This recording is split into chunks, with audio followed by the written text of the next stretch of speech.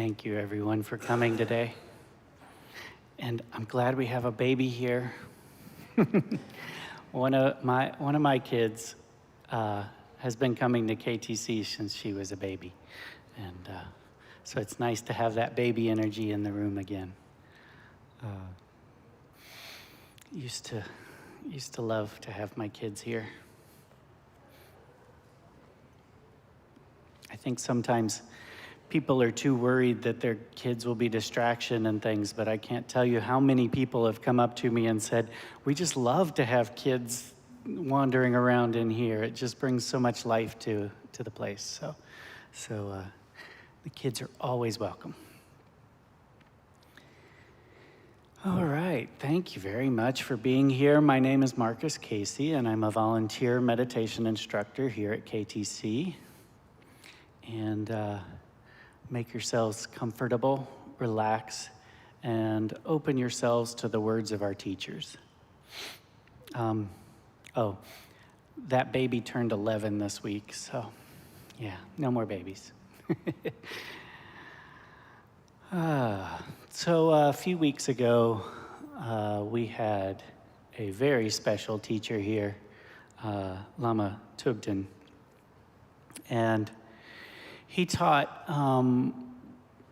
a really critical teaching, and one that I've come back to again and again, because it's really the way we should approach any teaching, anytime we're practicing, and really anything we do, and that is the three-part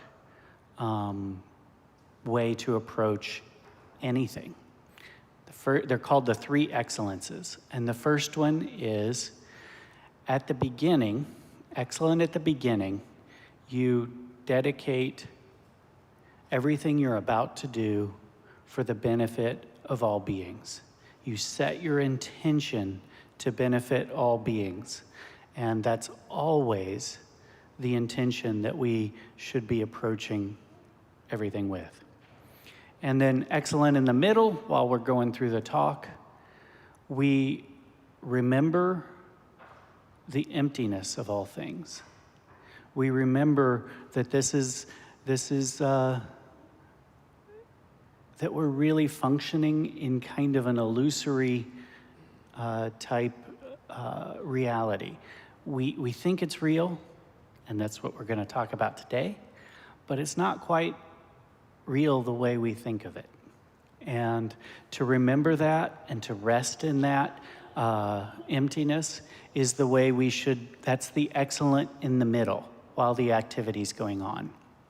And then at the end, of course, we will dedicate the benefit to all beings.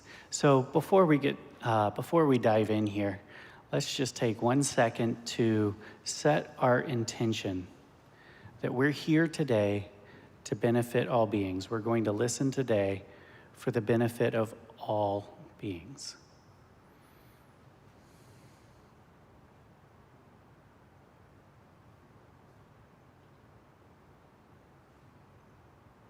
Okay, thank you. Sometimes I find that takes the pressure off, you know? Sometimes I think we go into so many things worried about our own self and our own ego and what am I going to achieve or what am I going to look like when I'm doing this and things like that. And when you stop and you say, I'm doing this for all beings, it just kind of takes some of the anxiety out of it, because then you feel like you're just digging in and working for the benefit of others. I think of the way the Dalai Lama approaches every person he meets. You know, a lot of times we have a tendency to approach people and what's going on in our heads, right? There's judgment, we're sizing people up. We might be intimidated by them, or we might, there's just all kinds of different emotions that go on. But His Holiness the Dalai Lama just approaches everyone with such an openness, such a love and acceptance, and he's looking to benefit that person in front of him every single time he meets someone. And it really takes the pressure off. I don't have to worry about, this or that. I don't have to worry about all those ego attachments. And I can just meet people where they are and be open to who they are and how I can benefit them. I just love that.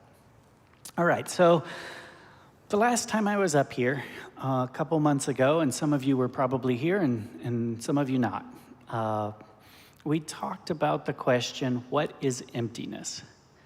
But there was just too much material to cover in one session. So today we're going to tackle part 2. And for those who weren't here, don't worry, I'll do a review of what we talked about last time, and then we'll dive in. But before we go further, let's go ahead and say our traditional 4-line refuge prayer that we say when we start talks, and you can find it on the card. It's in Tibetan. It has the English translation, so we'll do both. Let's do once with the Tibetan, once with the English, and then finish up with the Tibetan. And if you're unfamiliar with it, just when we're chanting this, we are talking about our refuge that we go to, our refuge in the Buddha, or the goal of all of our practice, what we aspire to, the Dharma, which is the path, and the Sangha, our guides and companions on the path. So let's chant again, once in Tibetan, once in English, and then in Tibetan. O Sangye Chudang Tsoki Chodnam La Jiangchu Bardu Dagni Kyapsu Chi Dagi Jinso Gi Pe Sunam Gi Drola Penchir Sangje Drupar Shok. In the Buddha, the Dharma, and the assembly most excellent, I take refuge until I reach enlightenment.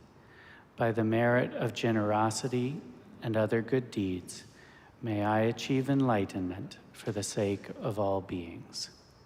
Sangje Chudang Tsoki Chognam La Jiangchu Bardu Dagni Kyapsu Chi Dagi Jinso Ki Pe Sunam Ki Drola Pinchir Sangje Drupar Shok. All right, so review time. As we talked about last time, this is not a topic that you hear one time and you've got it. Even on an intellectual level, it takes repetition and study to really grasp. Not to mention all the diligent practice it takes to actually realize it. So last time we talked about how the Buddha delivered the Dharma in 3 turnings, and about how in the first turning of the wheel, the Buddha taught about how we are all mired in an endless cycle of suffering, and that's due to our ego fixation and our attachment. In this first turning, the teachings are from the perspective that what appears to us in the world exists in exactly the way it seems to. That we as individuals, our past and future lives, the suffering we experience in samsara, and the liberation we can attain in nirvana all exist in precisely the way they appear. He taught this first turning so that so that we could uproot our ego fixation. That to teach us how to practice selflessness. And in that, he taught that selflessness is developing the realization that the self or the I is not a substantial entity, but a mental construction.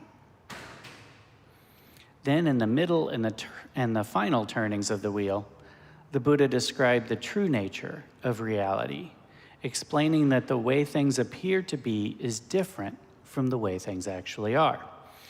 In the second turning of the wheel, the Buddha taught that not only is the self or ego empty of inherent nature, but that all external phenomena, such as trees, tables, houses, are all empty of inherent nature.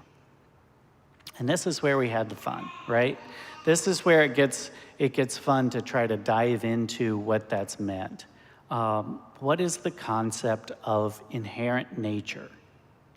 And what do we mean when we say that phenomena are empty of inherent nature? All right, let's consider this table. We'll use a table as the example today. We make a mistake when we consider that a subject like this table has an inherent nature to it.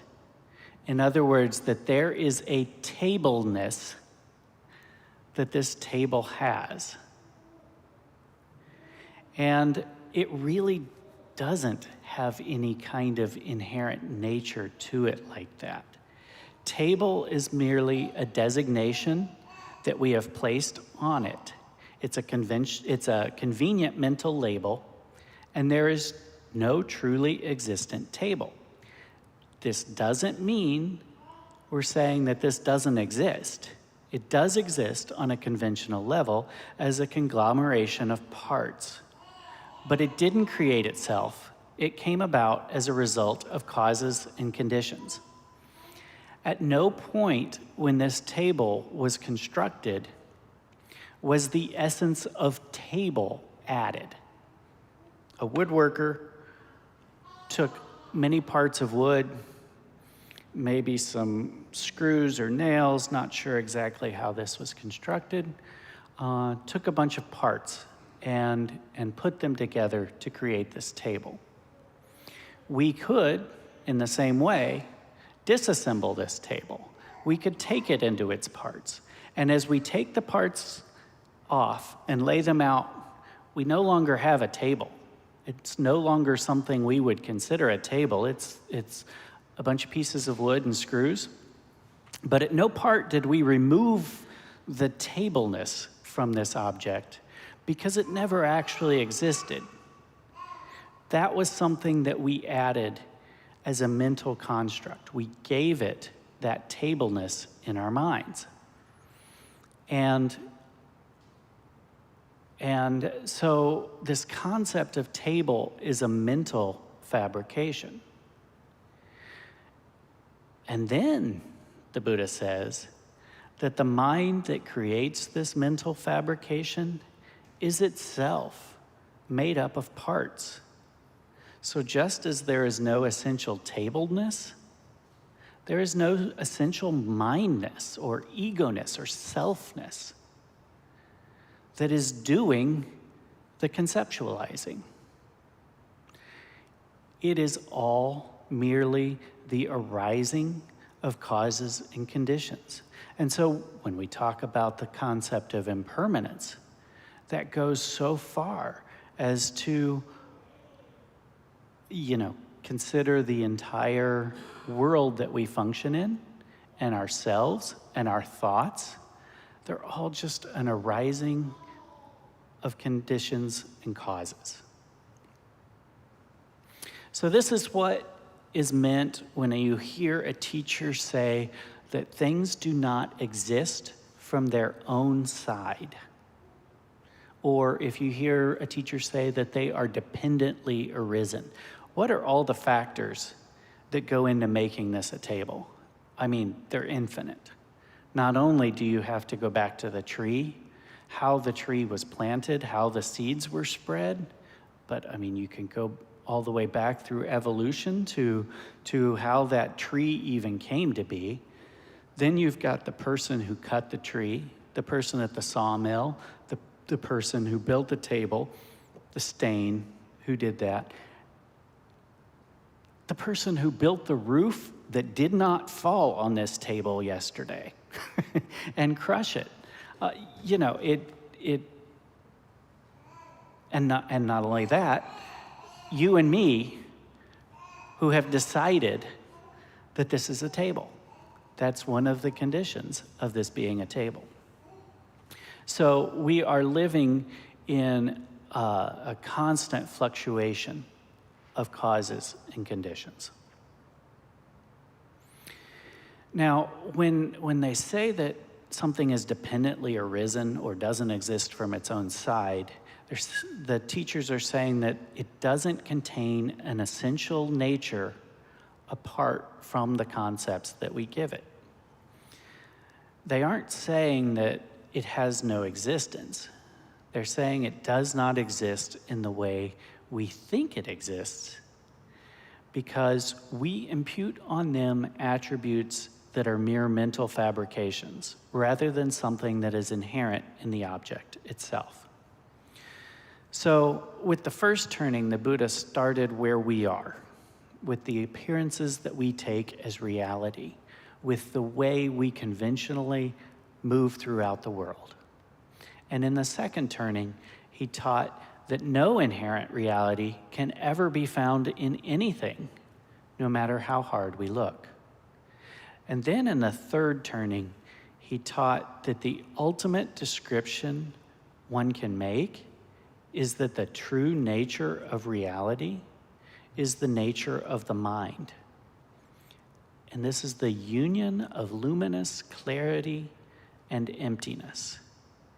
He taught that emptiness is not merely a void or nothingness, but it is an emptiness that gives rise to all phenomena and is continually expressive. This third turning included the teachings on Buddha nature, the teachings that we all have that nature. We call it Buddha nature because we're Buddhists, but we all have that, that we are in touch with that nature. We are in touch with that nature of reality out of which all things spring. So then we started talking about the middle way.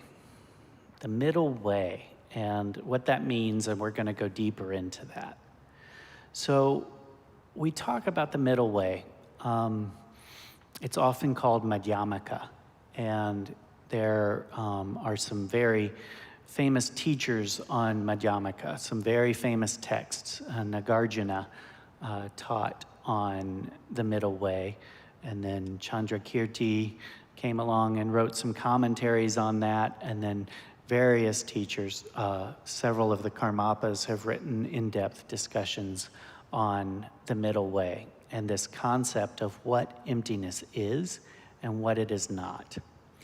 And we call the true nature of phenomena the middle way because it's between all possible extremes that can be conceived of by the intellect.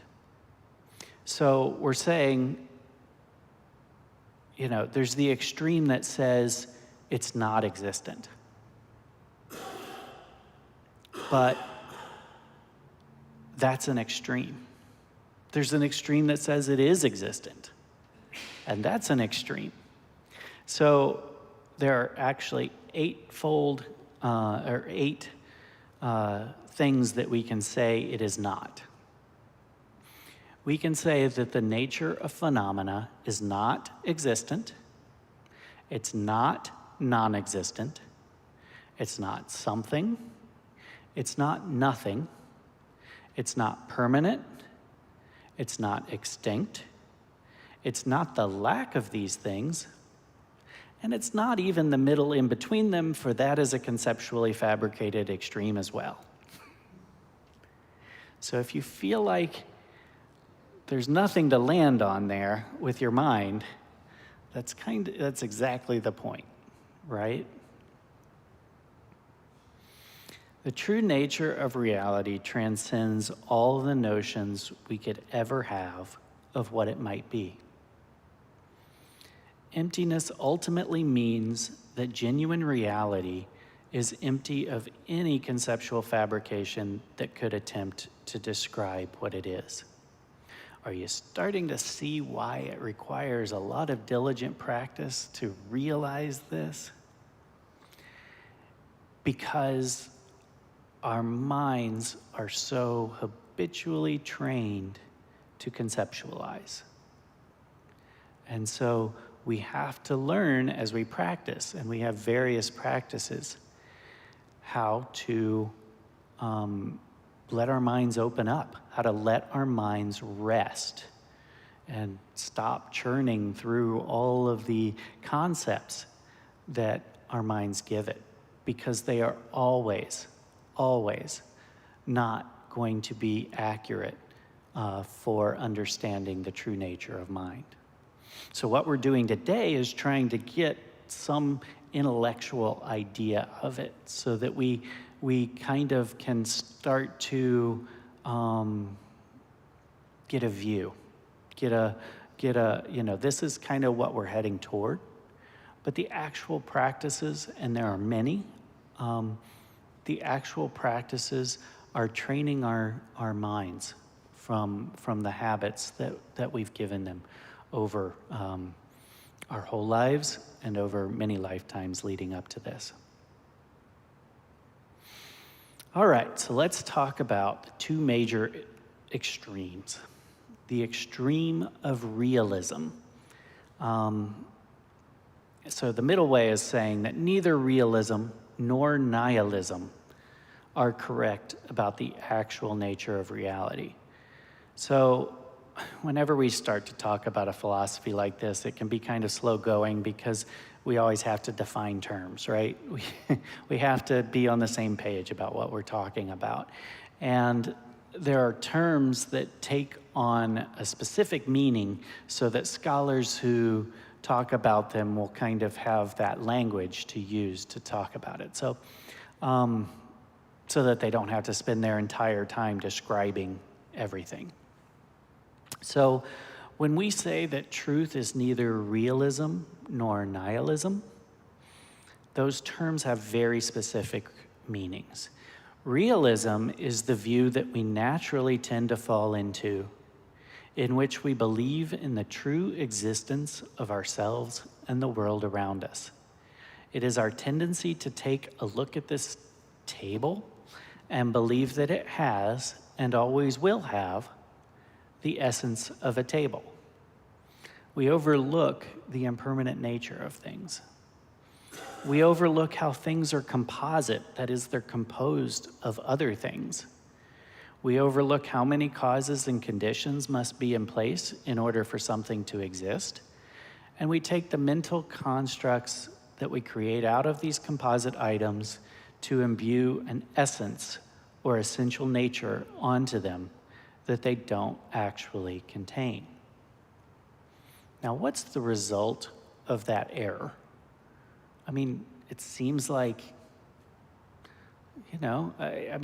we use this conventional understanding of reality to get in our cars and drive here.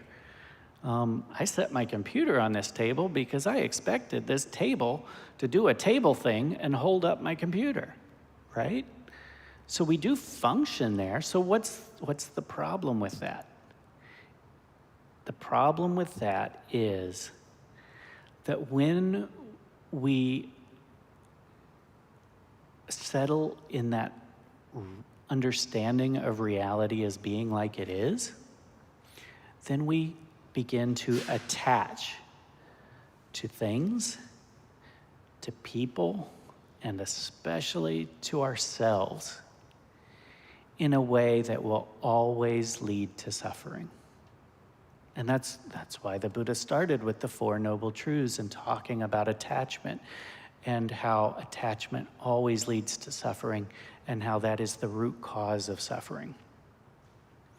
And why does it always lead to suffering? Because we're attaching to a group of causes and conditions. And when those causes and conditions are removed, it will change. It's impermanent. There's a longtime member of KTC, Ed Powers, who always used to talk about, attaching to people.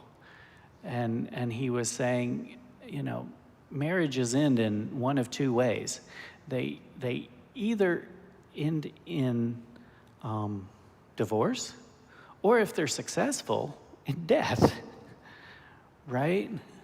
I mean, it's not really the way we want to think about things, but when we attach to people, we are attaching to something that is impermanent.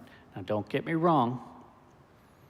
There is a place for marriage and love, but love is often confused with attachment.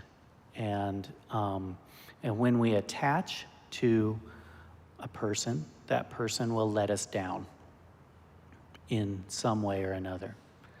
When we attach to a thing, that thing will let us down. That new car won't be a new car in a year. It won't be worth as much. It may have a couple scratches on it. And after a couple years, you might have to take it in for a repair, and on and on. All those things that we attach to, they will always let us down.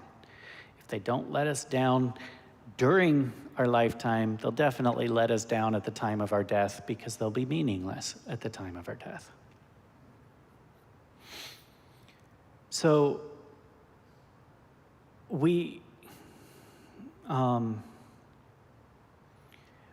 create mental constructions of things, of people, and that's what we're attaching to. And those things are not solid or real in a way that we can hold on to them indefinitely or depend on them. So I talked about, we did the 4-line refuge prayer, in which we took refuge in the Buddha, the Dharma, and the Sangha. And we do that because they contain the wisdom that recognizes the impermanent shortcomings of the world around us that will always let us down. And so, therefore, they are worthy of putting our trust in instead, because they lead us to the understanding of the nature of reality as it is, and therefore beyond our attachments. And that's why we take refuge in them. And the more we learn to take refuge, the more we practice that refuge, we begin to notice what we are actually taking refuge in on a day-to-day basis, because we're always taking refuge. We're taking refuge in anything we think will bring us happiness, right? Problem is, everything we choose will let us down. You look at 270 on a weekday morning, everyone in their cars are out there trying to be happy. That's what they're doing. They're going to a job that they may not like, but they want that money so that they can be happy or bring happiness to their families. And Lama Cassie gave a talk a few weeks ago about everybody just doing their best. Everybody's doing their best because everybody's just trying to look for happiness. And the problem is we approach that with a lack of wisdom, with a lack of understanding for what will actually bring us happiness. So that's why we reorient when we take refuge in the 3 jewels, because we're orienting towards something that can actually free us from our suffering. All right. The next is the extreme of nihilism. And so many of us, we've heard about emptiness before. We hear it mentioned in Dharma talks. And we hear that word emptiness, which is kind of an inadequate translation, or empty or emptiness kind of has a second meaning to our ears when we hear the word in English. And so we think of emptiness as being nothingness. And so that may lead us to fall into the other extreme, the extreme of nihilism. And sometimes we may even see teachings that focus on refuting existence, and we may misunderstand and think that those are teaching nihilism. But in fact, those are specific teachings trying to help us overcome our clinging to things as being real, which is a very fundamental misunderstanding we have. But teachings like this are not teaching nihilism. Remember that when we talked about the 8, nihilism was one of those extremes. The nature of reality is not non-existent, we said. So it's not the middle way. If we take teachings on emptiness to mean that reality does not exist, then we can just toss out the rest of the Buddha's teachings, right? If there is nothing, then what matters, right? If we make that mistake, I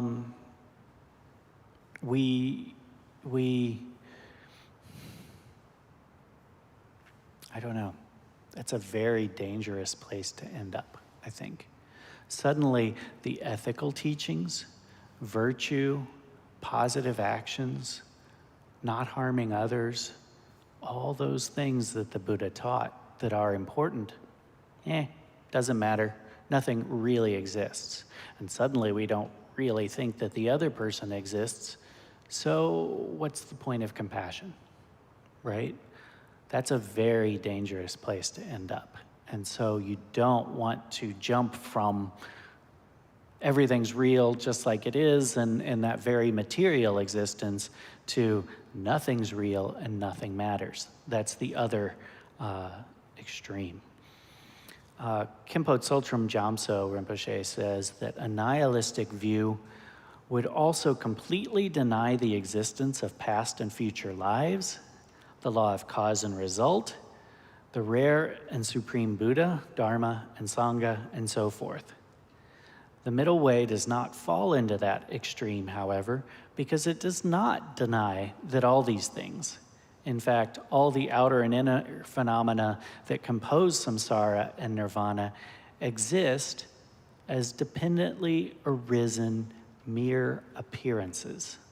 So let's unpack that phrase, dependently arisen mere appearances. There's a very popular metaphor that is used to help us understand this. Imagine looking at the reflection of a full moon on the surface of a pool of water. There are several conditions that have to be in place in order for this to occur. The moon has to be full, the sky has to be clear, the lake needs to be still, and you have to be in the right spot in order to see this reflection. When all those conditions are met, you will see the moon vividly in the water's surface. But if just one condition is absent, you will not see the full moon in the surface of the water. So the moon has no independent power to decide to appear. It appears in the water only in dependence upon the coming together of these causes and conditions. Because of this, we say that the moon is dependently arisen. But there's something else that this is pointing out to us. Is the moon really on the surface of the water? Of course not. It is just a mere appearance. It is empty of true existence. Not the slightest atom of a moon can be found anywhere in the water. So the moon on the water is a mere appearance of something that is not really there. In the same way, all the phenomena of our world appears due to the coming together of causes and conditions. So we can say that they are dependently arisen. And a deep analysis of the true nature of ourselves and our world finds that not the slightest trace of their actual, finds not the slightest trace of their actual existence. So we can say that they are mere appearances. And I think this is, when we talk about the dreamlike nature of reality, we're talking about how these are appearances. We move through a world of appearances, and we attach to those appearances, and we need to learn to not attach to those appearances. So going back to the three excellences, excellent at the beginning, we enter into all of our activities with the right intention to benefit others.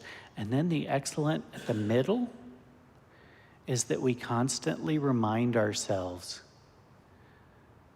that what is happening during our activity is mere appearances. It's dependently arisen mere appearances, causes and conditions that are putting this in front of us and our minds are conceptualizing about, and that there is no need to attach to any of it. The phenomena that we consider reality are appearances that are empty of any substantial essence, just like a water moon. And just like a water moon, their emptiness of essence does not prevent them from appearing vividly when the proper causes and conditions come together. This is the truth of dependent arising, the union of appearance and emptiness that is the essence of the middle way view. It frees the middle way from the extreme of realism because it does not superimpose true existence onto the nature of genuine reality where there is none, and from the extreme of nihilism because it does not deny that things appear due to the coming together of causes and conditions. So let's go back to what Khenpo Tsultrim Gyamtso said about nihilism. He said that a nihilistic view completely denies all the teachings of the first turning of the wheel of Dharma. But the middle way does not deny these things. Instead, it says that they do exist as dependently arisen mere appearances. If any of you are familiar with the Heart Sutra, the Heart Sutra goes through the first turning teachings and talks about how they are emptiness. And emptiness is them, right? Form is emptiness. Emptiness is also form, and so on. So it takes the five aggregates, which is, something the Buddha had taught, and it says each of those five aggregates are emptiness. And emptiness is nothing other than them. It does not say, toss all that out, it's meaningless. It does not go to that extreme. If the second and third turnings were teaching nihilism, they would completely contradict the need for the first turning. But we need to learn to understand that while we live under the misunderstanding of what this world of appearances is, and that's me, that our suffering is very real to us. So until we can realize emptiness completely, we must work on our attachments and aversion that cause our suffering. We must recognize the causes that lead to our suffering. And above all, we recognize the suffering of others as well, and we practice compassion. The fact that our reality exists as dependently arisen mere appearances rather than as solid, permanent, and unchanging reality is more reason to practice compassion than ever. Because not only is that person suffering because they're hungry, but they are also suffering because they have a fundamental misunderstanding of the nature of reality, as we all do. We are all not only confused about what brings us happiness and what causes our suffering, such that we try to satisfy our suffering with attachments that just lead to further suffering, but we are also fundamentally mistaken about the nature of reality itself. A nihilistic attitude says, who cares, nothing's real anyway. A materialistic attitude can naturally say, life is short, take all you can. But the middle way says that not only are people suffering, but that they will continue to suffer until they root out the causes of suffering, and that the root cause of suffering comes from a mistaken idea about the nature of reality. All right, so that's a lot. Let's move on a little bit. A lot of times we talk here about two types of bodhicitta. We talk about relative bodhicitta, and we talk about ultimate bodhicitta. And first of all, bodhicitta is a twofold aspiration that has both the wish to help others and the wish to become enlightened for the sake of all beings, so that we are able to help others in the most effective way. And there are two types of bodhicitta. Relative bodhicitta, which seeks to help people in the relative world of appearances. This is why you give generously to others. This is helping to remove those, especially those gross forms of suffering from people, hunger and thirst and all the rest. And this one operates in the relative or conventional understanding of reality. There's also ultimate bodhicitta, which operates in the ultimate understanding of reality. So is ultimate bodhicitta just a synonym for the realization of emptiness? Almost, but not really. Ultimate bodhicitta is not the direct realization of emptiness alone. It is the direct realization of emptiness in union with bodhicitta, in union with that aspiration to wake up for the benefit of all beings. So when we work with ultimate bodhicitta practices, we are working toward a direct realization of emptiness so that we might benefit the most beings in the most effective ways. A student once asked the great Indian master Atisha, "What is the ultimate of all teachings?" And Atisha said, "Of all teachings, the ultimate is emptiness, of which compassion is the very essence. It is like a very powerful medicine, a panacea which can cure every disease in the world. And just like that very powerful medicine, realization of the truth of emptiness, the nature of reality, is the remedy for all the different negative emotions."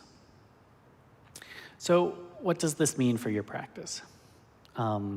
Should you start to get text by Nagarjuna and Chandrakirti and some of the texts that I used to put together the talks here?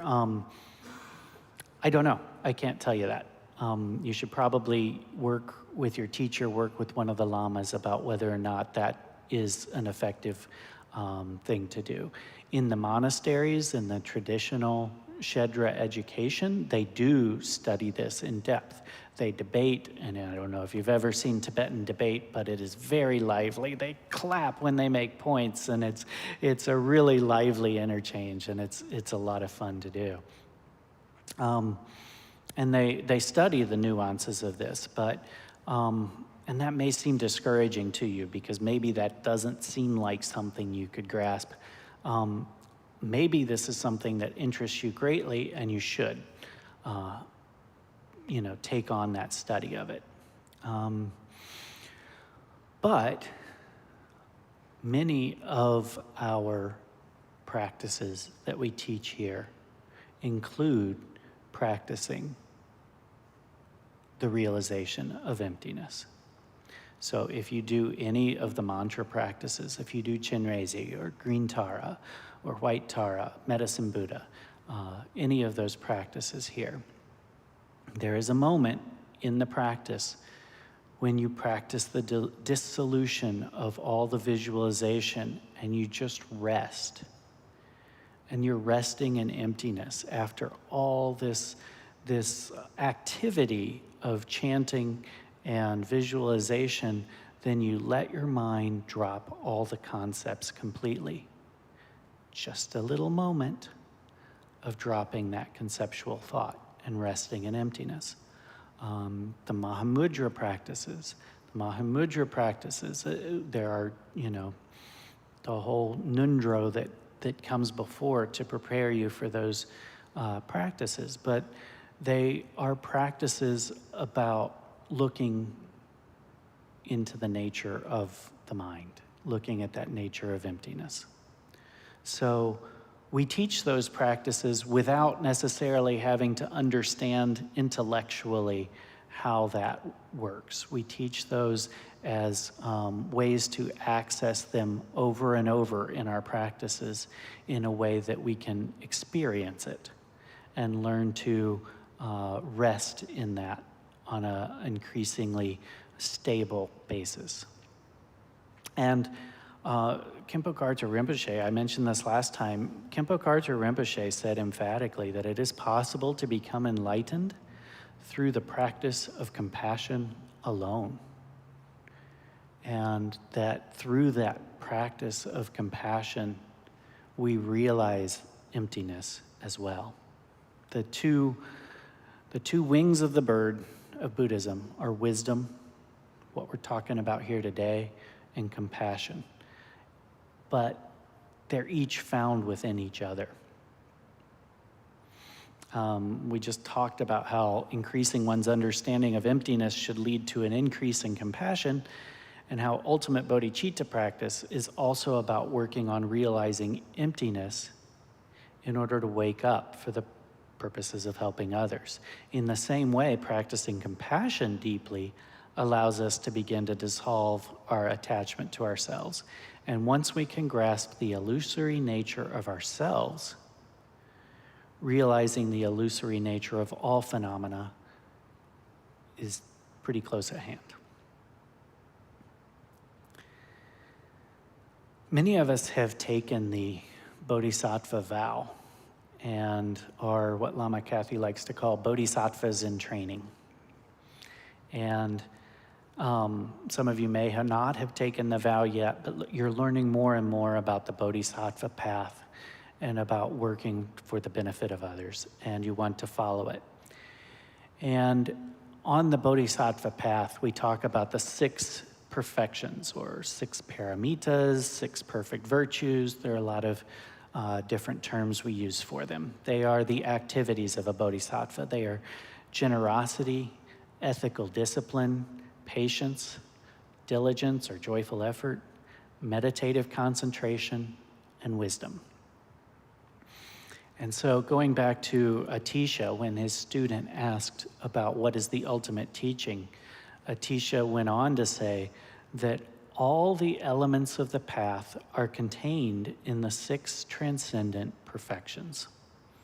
If you truly realize emptiness, you become free from attachment, as you feel no craving, grasping, or desire for anything within or without.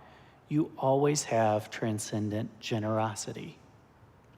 Being free from grasping and attachment You are never defiled by negative actions, so you always have transcendent discipline. Without any concepts of I or mine, you have no anger, so you always have transcendent patience. Your mind made truly joyful by the realization of emptiness, you always have transcendent diligence. Being free from distraction, which comes from grasping at things as solid, you always have transcendent concentration. As you do not conceptualize anything whatsoever in terms of subject, object, and action, you always have transcendent wisdom. So I've tried to kind of give an overview of a very difficult and philosophical topic in these last two talks. We've covered a lot of ground, and yet if you look at some of the books on this subject, you'll understand that we've just scratched the surface. As a matter of fact, I depended most heavily on the introductory chapters to these texts rather than on the details as they start to get into them. But to me, it's worth it. It's worth it, it's helped me to relax my grasp ever so slightly on the attachment of samsara and to have a better understanding of what we mean by emptiness so that I don't, fall into one extreme or another.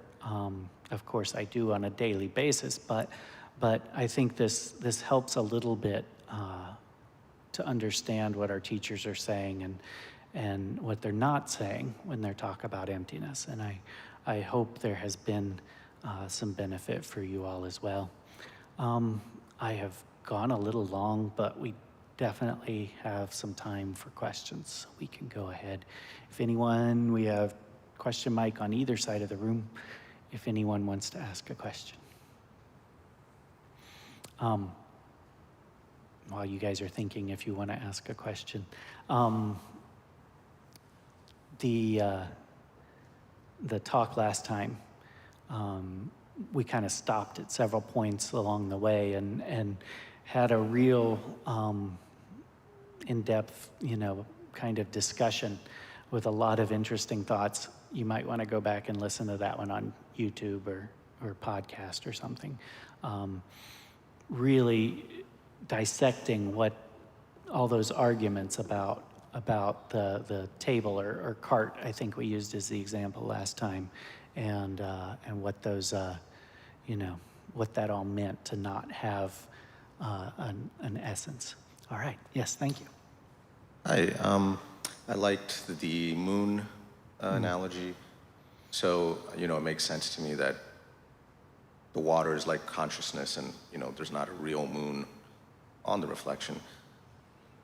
But, is there an actual moon in reality? In that example, there really is a moon. We're just not looking at it. We're just looking at the reflection. But, and in real life, we're just seeing a reflection of everything in our consciousness, in our nervous system or whatever. But in the first example, there actually really is a moon that's right. there. Yeah. So that's my question. Yeah. That's a tough one. And to some degree, it may just be the weakness of analogy in that, it may not be perfect. But in another sense, I think it points to the fact that everything we experience is filtered through our concepts. So we're not saying there's not a moon. We're not saying there's not a bunch of dust compacted together a couple 100,000 miles from Earth or whatever it is, right?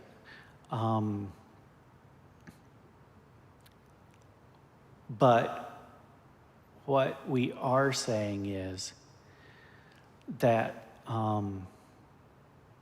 that is just a coming together of causes and conditions, and they will go away at some point, even things as solid to us as our Earth and as the moon.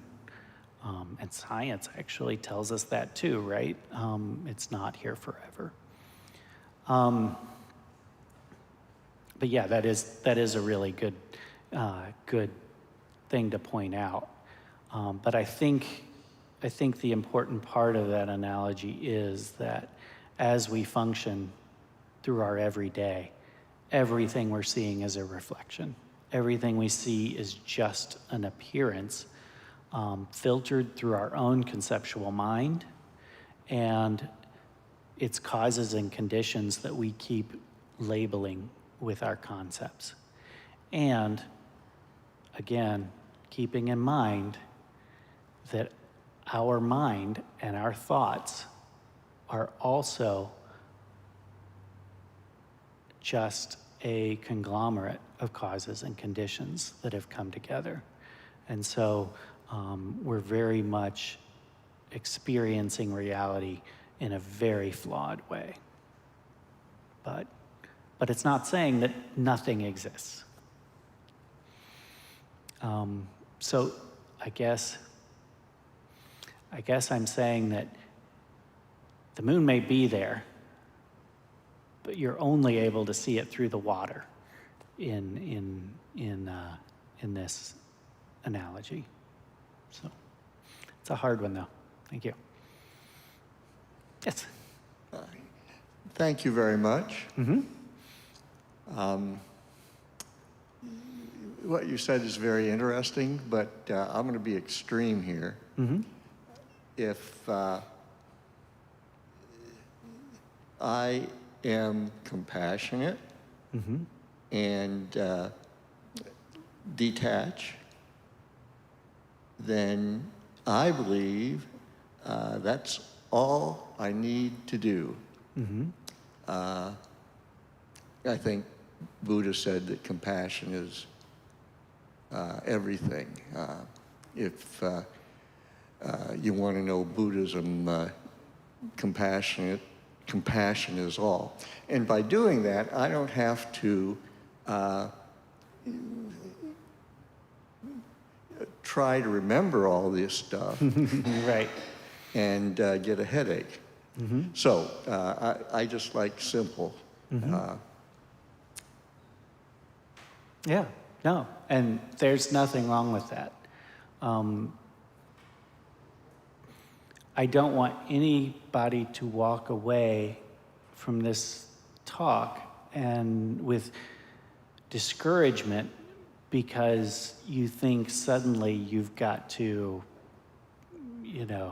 conquer these thick textbooks and really understand. Different lineages put emphasis in different ways on different parts of our texts. And the Karma Kagyu lineage is nicknamed the practice lineage. And it's nicknamed the practice lineage because of our teachings of Mahamudra and our teachings of realizing emptiness by practicing letting go of that conceptual mind. By, and of course, all the Mahayana Buddhists practice compassion and as paramount, actually, all types of Buddhism. So there is no need to add to your practice if you feel no need to add to your practice at this time. There's no need to add a bunch of study if that's not going to be helpful for you. So you're off the hook.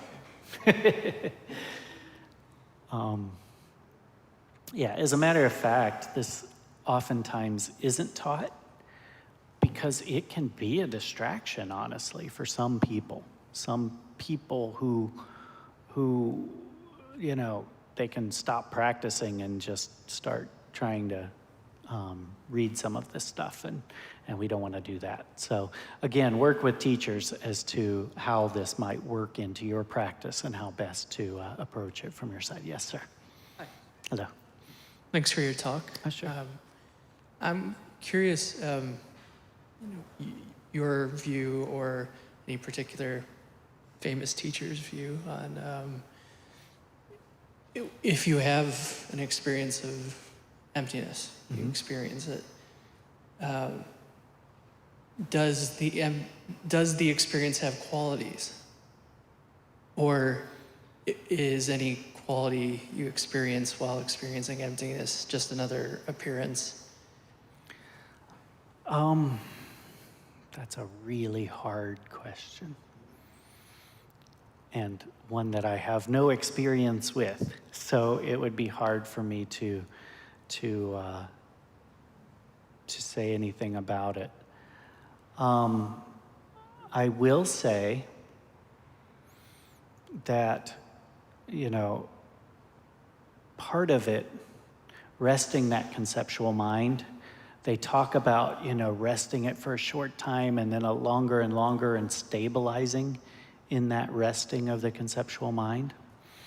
But when they talk about the true realization of emptiness, the true understanding of the nature of reality, they say you never go back, because you would never attach to something that you've realized is not real, if that makes sense. You've seen the truth. I think there's been, there's a metaphor, and I don't remember it all exactly, about someone who's scared to death because they're in a dark room and they think there's a snake, but it turns out to be a rope, And someone who knows it's a rope is never going to go back to being scared of it, right? And so it's kind of it's kind of like that. So I don't know. I know that doesn't answer your question about whether or not that experience has qualities. I would say that experience is probably the nature of emptiness as well. All of our experiences, all of our thoughts, those arise as the nature of emptiness. And I would say those experiences would too. And that's why we also talk about how the seeds of liberation are found within every thought. Every thought that arises is the nature of Dharmakaya. It's the nature of true reality. And if we can learn to tap into that, that nature is there and available to us with every single passing thought that arises in our minds. I don't know if that helps, but that's all I know to say. Thanks. Thank you. All right, thank you. You've been a very patient and attentive audience today for a very difficult subject, so thank you very much. Let's all grab the cards in front of us and let's recite the dedication of merit in English today.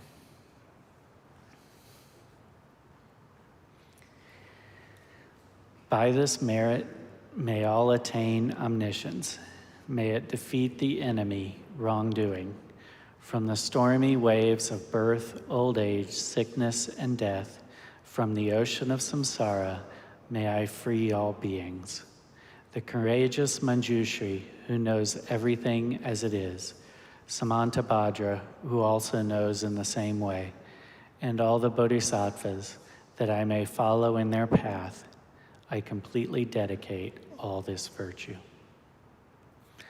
All right, thank you. And I guess go forward this week and just try to recognize that your conceptual mind is fooling you into attaching to things that are going to let you down.